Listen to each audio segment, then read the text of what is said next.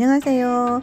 고민을 들어주고 해결해주는 고민해결사 고해성사입니다. 구독과 좋아요 눌러주세요.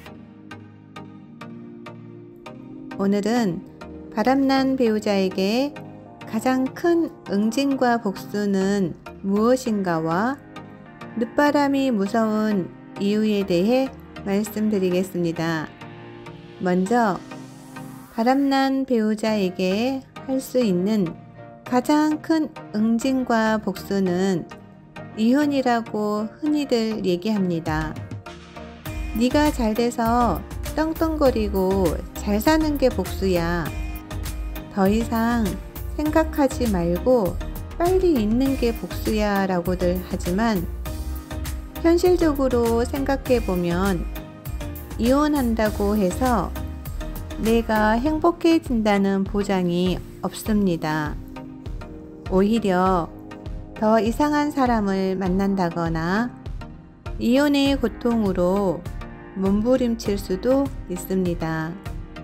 덜컥 이혼하신 분들 중에서 뒤늦게 굉장한 고통에 시달리는 분들도 제법 많습니다.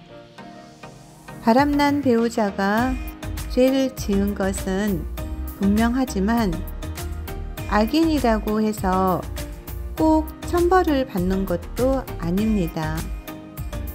불륜으로 재혼한 커플들이 행복하게 잘 사는 경우가 의외로 많습니다. 그런 얘기가 들려올 때마다 괴로울 수밖에 없습니다. 이러한 점들로 미루어 볼 때 이혼하는 것이 과연 가장 큰 복수인지 의문입니다. 오히려 진정한 복수는 절대로 이혼해 주지 않는 것입니다. 바람과 상관없이 원래 이혼을 하고 싶었던 상황이었어도 외도 사실을 알게 되면 절대 이혼하지 마십시오. 악착같이 버티십시오. 그들이 가장 소중하게 생각하는 것을 뺏는 일이 바로 복수입니다. 마약 중독자가 마약을 못하는 상황을 가장 괴로워하듯이 두 사람을 갈라 놓았을 때 처절하게 고통스러워 할 것입니다. 이혼해 주지 않으면서 둘을 갈라놓는 것, 이것이 가장 큰 복수입니다. 다음으로 늦바람이 무서운 이유에 대해 말씀드리겠습니다. 50대, 60대, 심지어는 70대에도 바람을 피우는 사례가 생각보다 많습니다. 성기능과 성욕은 정확히 비례하지 않습니다. 성기능이 퇴화된다고 해서 성욕이 없어지는 것은 아닙니다. 문지방 건널 힘만 있어도, 숟가락 들 힘만 있어도 바람을 피운다는 말이 괜히 나온 말이 아닙니다. 나이 많은 남자의 바람은 상간녀에 대한 집착이 매우 강합니다.